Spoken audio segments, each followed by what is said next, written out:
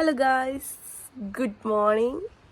So നമ്മളങ്ങനെ കുറേ ആഴ്ചകൾക്ക് ശേഷം വീണ്ടും പുതിയൊരു വ്ളോഗായിട്ട് വന്നിരിക്കുകയാണ്.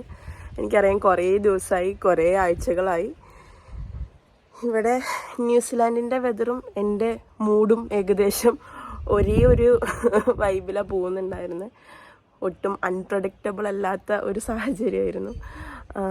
ഒന്നാമത്തത് വിൻ്ററൊക്കെ സ്റ്റാർട്ട് ചെയ്തപ്പോൾ ചെറിയൊരു മൊത്തത്തിൽ ഒരു മൂടി, പിന്നെ മൊത്തത്തിൽ ഒരു മൂഡ് ഓഫും കാര്യങ്ങളൊക്കെ ആയിരുന്നു. പിന്നെ അങ്ങനെ പനിയായി, കോൾഡായി. അതാണ് എൻ്റെ സൗണ്ടൊക്കെ ഒന്ന് വല്ലാതിരിക്കുന്നത്. ഇപ്പോഴും കോൾഡ് ശരിയായിട്ടില്ല. എന്തായാലും ഞാനിത് അത്യന്തം എന്താ പറയുക ശക്തിയോടെ തിരിച്ചു വന്നിരിക്കുകയാണ്. എന്തായാലും ഈ ഒരു വ്ളോഗായിട്ട് തന്നെ സ്റ്റാർട്ട് ചെയ്യാമെന്ന് ഓർത്തു. എനിക്കിപ്പോഴും ഫുള്ളായിട്ട് മാറിയിട്ടില്ല, എന്നാലും ഈ ഒരു വ്ളോഗായിട്ട് സ്റ്റാർട്ട് ചെയ്യാമെന്ന് ഓർത്തത്. ഇത് എൻ്റെ ബർത്ത്ഡേ വീക്കാണ്. അപ്പോൾ ബർത്ത്ഡേയുടെ വ്ളോഗായിട്ട് സ്റ്റാർട്ട് ചെയ്യാമെന്ന് ഓർത്തിട്ടാണ് ഞാൻ തുടങ്ങിയത്. അപ്പോൾ ഈ വീക്കെൻഡ് ബർത്ത്ഡേ വരുന്നത് കൊണ്ട് കുറച്ച് പ്ലാൻസൊക്കെ ഉണ്ട് എന്ന് ഞാൻ കരുതുന്നു. എനിക്ക് വലിയ ഐഡിയ ഇല്ല, കാരണം ഇത്തവണ ജിതിൻ്റെ വക സർപ്രൈസാണെല്ലാം. അപ്പോൾ എല്ലാം അടിപൊളിയായിട്ട് പോകുമെന്ന് ഞാൻ വിചാരിക്കുന്നു. കാരണം എനിക്ക് വ്ളോഗൊക്കെ ചെയ്യാൻ എന്തെങ്കിലും ഉണ്ടാവുമെന്ന് ഞാൻ ഓർക്കുന്നത്. ജിതിന് എന്താ ചെയ്യുന്നതെന്നൊന്നും എനിക്കറിയില്ല, പ്ലാനൊന്നും എനിക്കറിയത്തില്ല.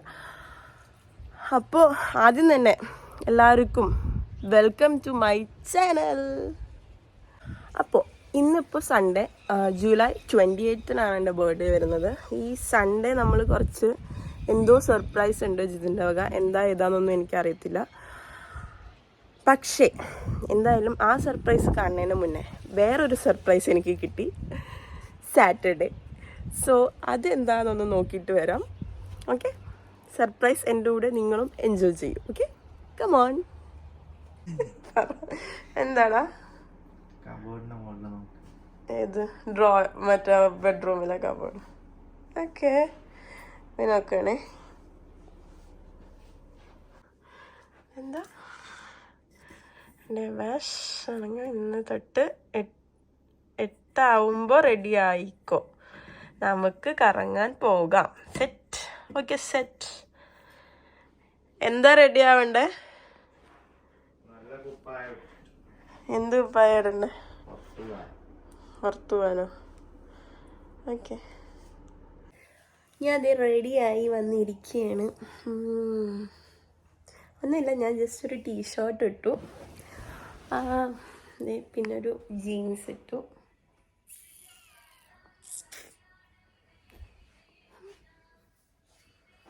എങ്ങനെയുണ്ട്?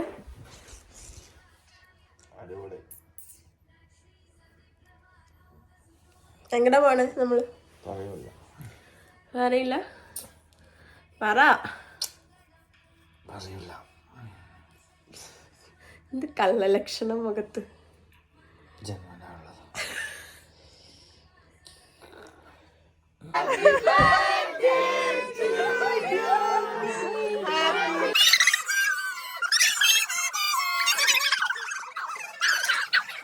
നമ്മുടെ നീരജയുടെ ബർത്ത്ഡേ ആണ്. അപ്പം ഞങ്ങളിതാ കേക്കും ജ്യൂസൊക്കെ ആയിട്ട് സർപ്രൈസ് ചെയ്യാൻ പോവാം. ടൊമാറ്റോ പിക്കിളും ഉണ്ട്. ഇതാണ് ഗിഫ്റ്റ്.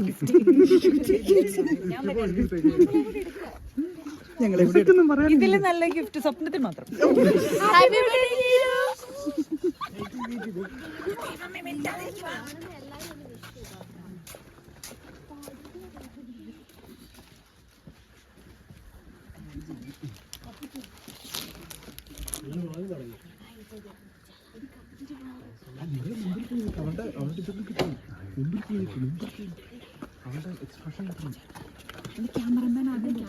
ക്യാമറമാൻ ദേവനോടൊപ്പം നാട്ടുകാർ മുഴുവനും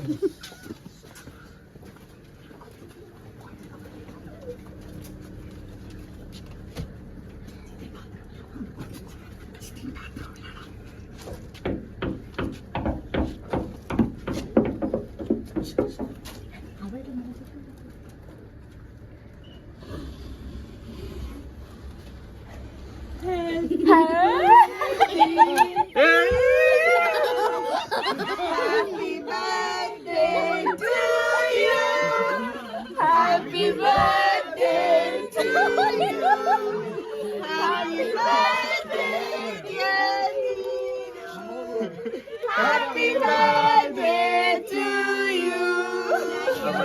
കണ്ടേ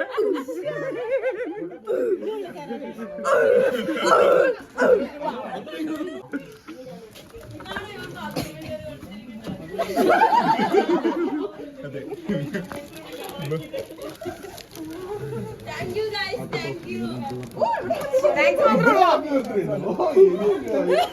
താങ്ക്സ് മാത്രമേ ഉള്ളൂ.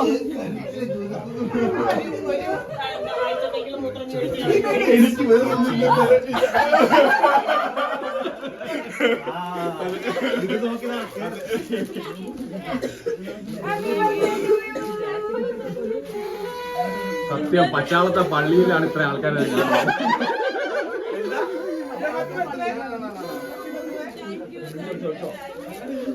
എല്ലാവർക്കും അയ്യോ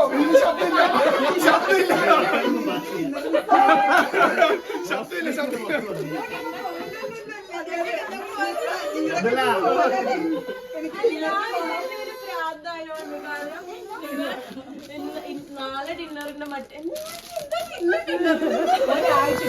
ഞാനിതിന്റെ ഓർക്കുന്നത് തിരിയുടെ ബഹളം കാരണം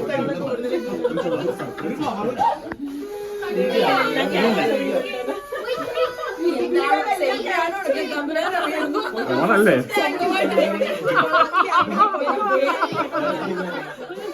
എല്ലാവർക്കും കട്ടിയാ ഏയ്യോ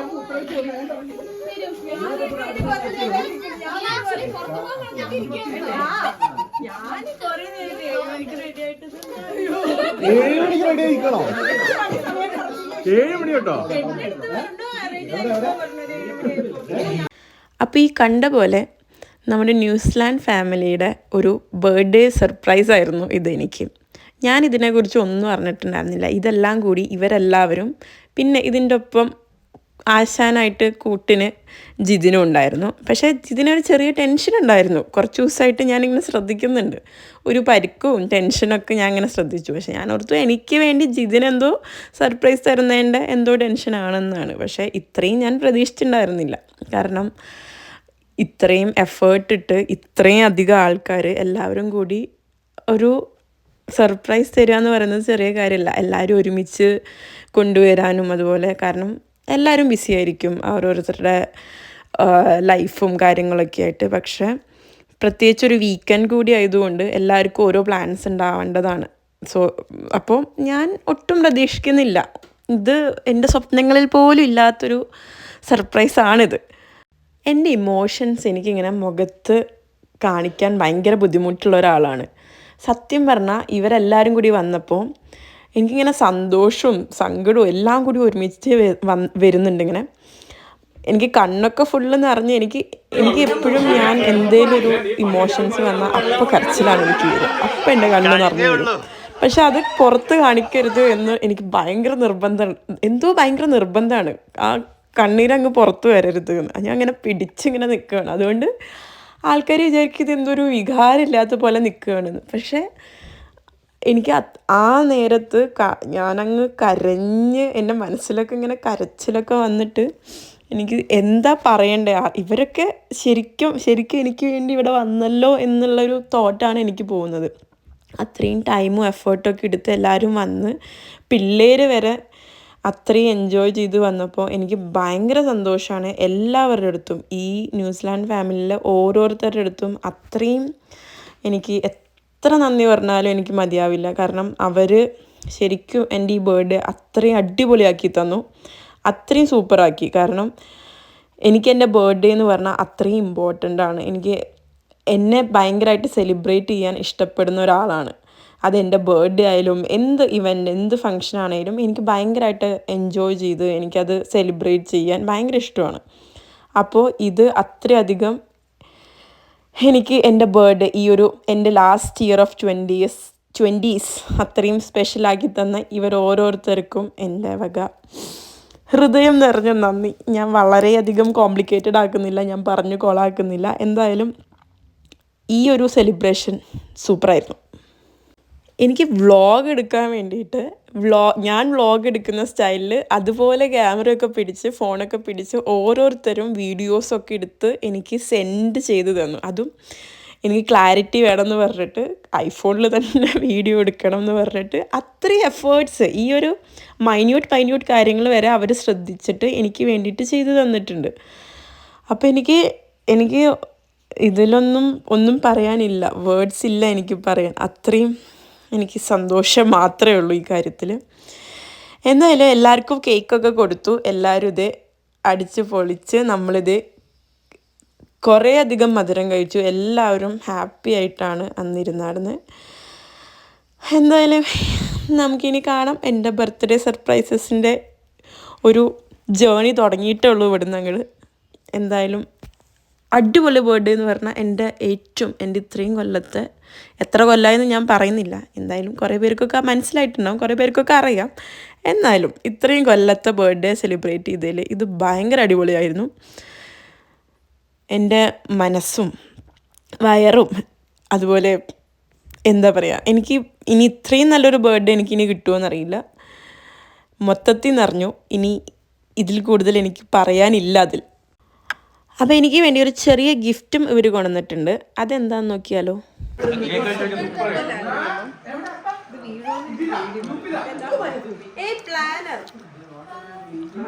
പ്ലാനേഴ്സ് നിനക്ക് ഭയങ്കര ഇഷ്ടമാണല്ലോ.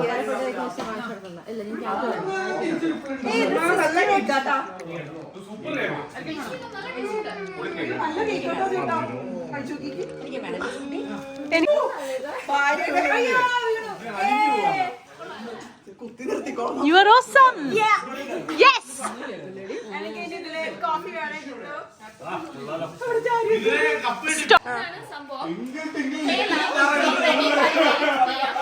have arranged something special for you. It's a surprise. Please don't ask too many questions. Just trust me. We are something.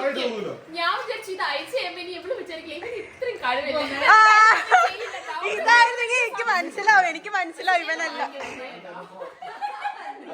അങ്ങനെ ഇത് നമ്മുടെ പ്രീ ബർത്ത്ഡേ സെലിബ്രേഷൻ നമ്മൾ അതിഗംഭീരമായിട്ട് ഇതുപോലെ ഇത് വർത്താനൊക്കെ പറഞ്ഞ് ഫുഡൊക്കെ കഴിച്ച് അടിച്ചു പൊളിച്ച് അങ്ങനെ ഈ ദിവസം അങ്ങ് നമ്മൾ തീർത്തു.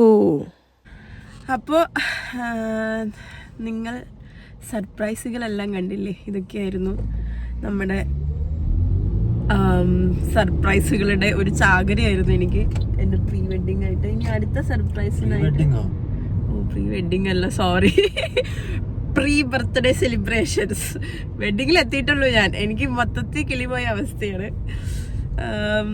എന്തായാലും ഇതൊക്കെയായിരുന്നു എൻ്റെ സർപ്രൈസുകളിൽ. ഞാൻ തന്നെ ഇപ്പോഴും സർപ്രൈസ് ആയിട്ട് ഇരിക്കുകയാണ്. ഞാൻ ഇത്രയും പ്രതീക്ഷിച്ചില്ല. അപ്പം അതിൻ്റെ ഒരു കിളിപോയ അവസ്ഥയിലാണ്. അപ്പോൾ അതേ നമ്മൾ നെക്സ്റ്റ് ഡേ ആയി. ഇനി നമ്മൾ ഇന്നൊരു ജിതിൻ്റെ വക സർപ്രൈസിന് പോവാണ്. എങ്ങോട്ടാന്ന് എനിക്കറിയത്തില്ല, എന്തായിരുന്നു എന്നൊന്നും എനിക്കറിയത്തില്ല. പക്ഷെ റെഡി ആവുന്ന സമയത്ത് എന്നോട് പറഞ്ഞു കുറച്ച് ഡ്രസ്സൊക്കെ എടുത്തോ, രാത്രിയൊക്കെ ഇടാനുള്ള ഡ്രസ്സ് എടുത്തോ. അപ്പോൾ എനിക്ക് മനസ്സിലായി എവിടെയോ നമ്മൾ സ്റ്റേ ചെയ്യാൻ പോവാണ്. പക്ഷെ എവിടെയാ പോണേ എന്ന് ജിതിൻ പറഞ്ഞിട്ടില്ല അല്ലേ? അത് മാത്രമേ ഉള്ളൂ ജിതിന്. അതെ. സോ നോക്കാം എന്താണ് അടുത്ത സർപ്രൈസ് നോക്കിയിട്ട് വരാം. എനിക്കുണ്ടല്ലോ ഇങ്ങനെ സർപ്രൈസൊക്കെ കിട്ടാൻ ഭയങ്കര ആഗ്രഹമാണ്. ഞാൻ തന്നെ ചോദിച്ചു വാങ്ങിയതാണ് ജിതിനോട്, ഇത്തവണ നീ സർപ്രൈസ് തരണം, നീയാണ് ഇത്തവണത്തെ എൻ്റെ ബർത്ത്ഡേ ഒക്കെ പ്ലാൻ ചെയ്യേണ്ടതെന്നൊക്കെ ഞാൻ തന്നെ ചോദിച്ചു വാങ്ങിയതാണ്. പക്ഷേ എനിക്കിങ്ങനെ ആ ഒരു ഇങ്ങനെ ഒരു ആങ്സൈറ്റി ഇല്ലേ എനിക്ക്, എന്തായിരിക്കും എന്നുള്ള ആ ഒരു സാധനം, അത് ഭയങ്കര അധികമാണ്. അതുകൊണ്ട് ഞാനൊരു 100 തവണയെങ്കിലും ചോദിച്ചിട്ടുണ്ട്, എവിടേക്കാണ് പോണേ, എന്തിനാ പോണേ, എവിടെയാണ് പോണേ, ഈ ക്വസ്റ്റ്യൻസ് മൊത്തം, എന്താ എനിക്ക് ഗിഫ്റ്റ്, ഇങ്ങനെ പല ജിതിന് ക്വസ്റ്റ്യൻസ് കൊണ്ട് നിറച്ചിരിക്കുകയായിരുന്നു ഞാൻ. എന്തായാലും ഈ സർപ്രൈസൊക്കെ ഞാൻ എങ്ങനെ ഏറ്റുവാങ്ങിയെന്ന് എനിക്ക് തന്നെ അറിയില്ല. കാരണം ഞാൻ അത്രയും എന്നെ തന്നെ ഞാൻ സമാധാനപ്പെടുത്തിയിട്ടാണ് പോകുന്നുണ്ടായിരുന്നത് പല സ്ഥലത്തും.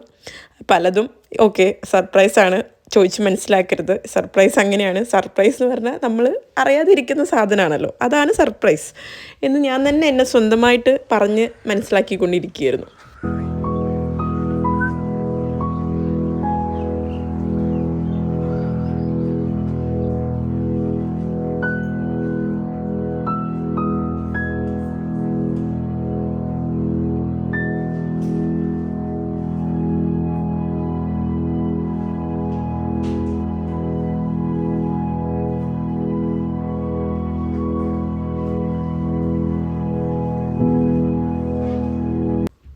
അപ്പോൾ ഇതായിരുന്നു എൻ്റെ സെക്കൻഡ് സർപ്രൈസ്. ജിതിൻ ഒരു സ്റ്റേക്കേഷൻ അറേഞ്ച് ചെയ്തിരുന്നു. ഇതുപോലെ ഒരു കോട്ടേജ്, ഒരു ബീച്ചിൻ്റെ സൈഡിലായിട്ടുള്ള ഒരു കോട്ടേജാണ്. കാരണം എനിക്ക് ബീച്ച് ഭയങ്കര ഇഷ്ടമാണ്. അപ്പോൾ ഒരു ബീച്ച് വ്യൂവും കാര്യങ്ങളൊക്കെ ആയിട്ട് നമുക്കൊരു കോട്ടേജ്, ജസ്റ്റ് ഒരു 1 day 1 night സ്റ്റേ. അവിടെ ഇങ്ങനെ നമുക്ക് ചില്ലൊക്കെ ചെയ്ത് ഫുഡൊക്കെ കഴിച്ച് ഫിലിമൊക്കെ കണ്ട് ഒന്ന് എൻജോയ് ചെയ്ത് ജസ്റ്റ് ഒരു വീക്കെൻഡ് മെമ്മറബിൾ ആക്കുന്ന പോലെ എന്തെങ്കിലുമൊക്കെ ചെയ്ത് പോകുന്ന പോലത്തെ ഒരു പ്ലാനായിരുന്നു നമ്മുടെ.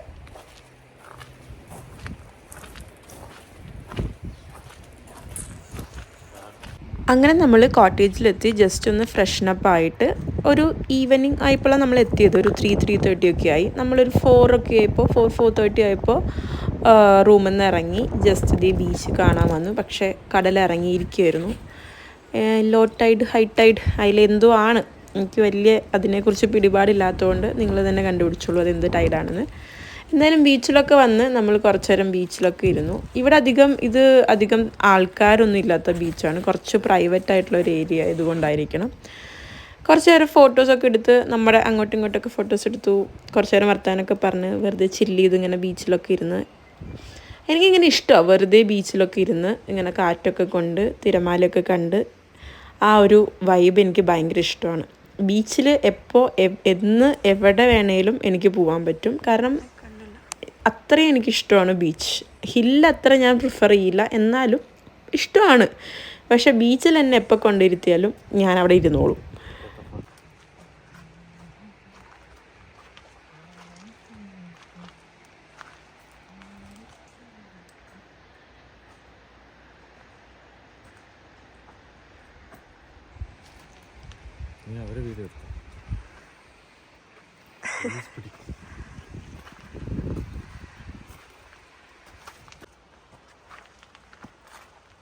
പ്ലാസ്റ്റിക് പോലെയല്ലേ ഇത്? പക്ഷെ ഇത് ഒറിജിനലാ. കണ്ട പ്ലാസ്റ്റിക് പോലെ ഉണ്ട്.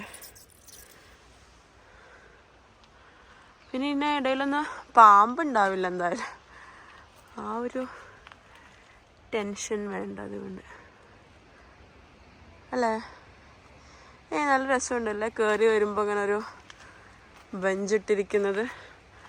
ഇത് കയറി നടന്ന് വയ്യാണ്ടായവർക്ക് വന്നിരിക്കാമെന്ന് ഓർത്തിട്ടോ.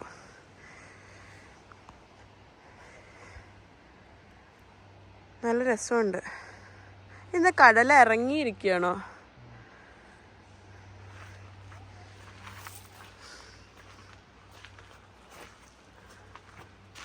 അങ്ങനെ ബീച്ച് പര്യടനമൊക്കെ കഴിഞ്ഞ് തിരിച്ചെത്തി. കുറച്ച് നേരം റൂമിൽ റെസ്റ്റൊക്കെ എടുത്ത്. ഈ ഒരു സംഭവം ഭയങ്കര അടിപൊളിയായിരുന്നു. ഈ സ്കൈൻ്റെ മുകളിലോട്ട് നോക്കിക്കിടക്കൽ, ആ ബെഡിൽ കിടന്ന് ഇങ്ങനെ ആകാശം കണ്ടു കിടക്കാൻ. രാത്രിയൊക്കെ ഭയങ്കര അടിപൊളിയായിരുന്നു, സ്റ്റാറും ഒക്കെ ആയിട്ട്. പക്ഷേ എനിക്ക് സ്റ്റാറിൻ്റെ വീഡിയോ ഒന്നും മര്യാദയ്ക്ക് കിട്ടുന്നുണ്ടായിരുന്നില്ല. എൻ്റെ ഫോണിന് അതിനുള്ള കഴിവില്ല തോന്നുന്നു. എന്തായാലും നമ്മളിത് ഇവിടെ ഫയറൊക്കെ ഇടാൻ പറ്റും. അതിൻ്റെ ഫയറൊക്കെ ചെയ്തിട്ട് ഇതിന് തീയൊക്കെ കത്തിച്ച സന്തോഷത്തിലാണ്. എന്തായാലും നമ്മളിത് അടുത്ത കലാപരിപാടിയിലോട്ട് കടന്നു. നമ്മളിനി ഫുഡൊക്കെ കഴിച്ച് പയ്യൊരു TV ഒക്കെ കണ്ട് എന്തെങ്കിലും ഫിലിമൊക്കെ കണ്ട് ഇരിക്കാമെന്ന് ഓർത്തു. അങ്ങനെ ഞങ്ങൾ 2 ഫിലിം കണ്ടു, 2 പിസ്സ കഴിച്ചു, പിന്നെ കുറേ അധികം വേറെ എന്തൊക്കെയോ സാധനങ്ങൾ കഴിച്ചു. അങ്ങനെ നമ്മൾ എൻജോയ് ചെയ്ത് കുറച്ച് നേരം ചിൽ ചെയ്ത് അടിപൊളിയായിട്ടിരുന്നു. ഞാൻ പറഞ്ഞില്ലേ ഈ ബർത്ത്ഡേ എനിക്ക് ഒരു സർപ്രൈസുകളുടെ മേളമായിരുന്നു. ഇത് ഞാൻ ഒട്ടും പ്രതീക്ഷിക്കാത്തൊരു ഗിഫ്റ്റാണ്. കാരണം ഞാൻ ഈ ഒരു ബ്രേസ്ലെറ്റ് ഒരു ഷോപ്പിൽ കണ്ടിട്ട് ഇത് വേണം, എനിക്ക് എപ്പോഴേലും ജോലിയൊക്കെ കിട്ടി പൈസയൊക്കെ ആകുമ്പോൾ വാങ്ങണം എന്ന് ഓർത്ത് ഇങ്ങനെ വെച്ചിരുന്നൊരു ബ്രേസ്ലെറ്റാണ്. പക്ഷേ ജിതിനത് കറക്റ്റായിട്ട് എനിക്ക് വേണ്ടി വാങ്ങി വെച്ചു. നോക്കൂ എന്തൊരു നല്ല സർപ്രൈസാണ്. അങ്ങനെ സർപ്രൈസ് എല്ലാം കഴിഞ്ഞു. ഇനി നമുക്ക് അടുത്ത ബർത്ത്ഡേ വ്ളോഗിൽ കാണാം. അതുവരെ ബൈ.